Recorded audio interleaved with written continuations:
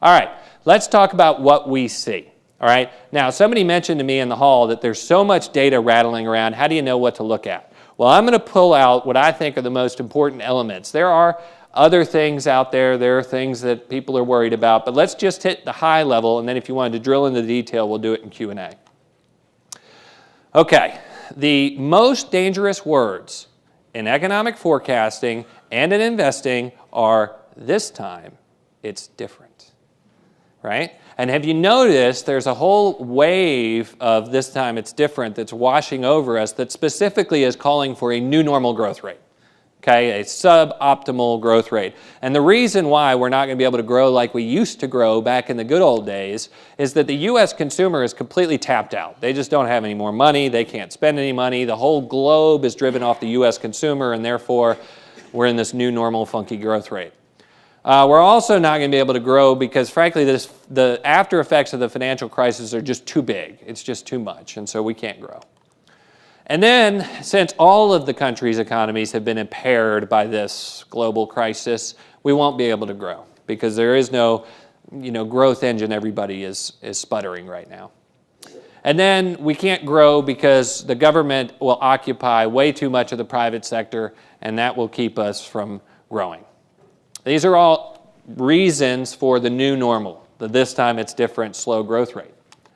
So let's take a moment, since we're contrarians, and poke a little bit at each of these assumptions. All right, this is kind of a difficult slide, but I'll get you through it.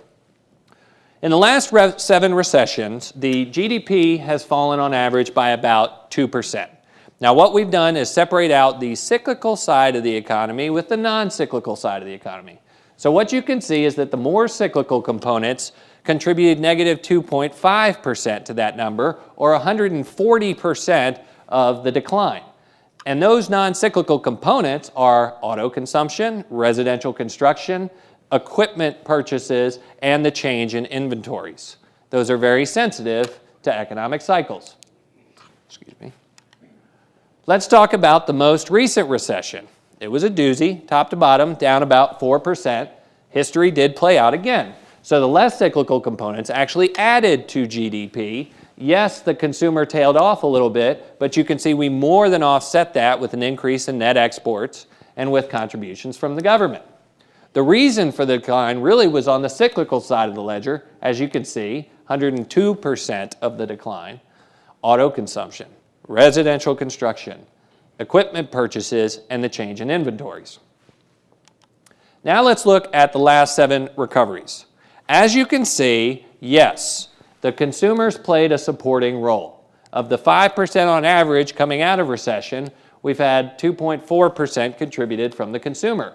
But that's a supporting role. The lead role coming out of recessions, again, the cyclical components, auto consumption, residential construction, inventory, and equipment purchases. Now here's some thoughts for you. In terms of auto sales, we bottomed, remember, in the first quarter of 2009 economically. In 2000, we sold 14.5 million automobiles in the U.S. In the first quarter of 2009, the annualized run rate was 6.4 million automobiles. We scrap 13 million automobiles a year. So it would take 25 years just to replace those at that rate. That is falling off a cliff. In terms of residential construction, demographics require us to build 1.6 million units basically a year.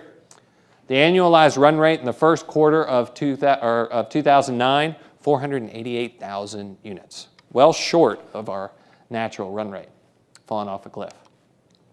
What about the government stimulus? Well, it may not have gotten metered out as quickly as I would have liked it to have gotten metered out. However, I would argue that it's going to end up being a larger contribution in 2010 than it was in 2009, helping to offset any consumer weakness. Furthermore, I just bought a laptop the other day. I don't know how many of you have been banging on an old laptop, but the inventory needs to be replenished. It needs to be restocked. And so with equipment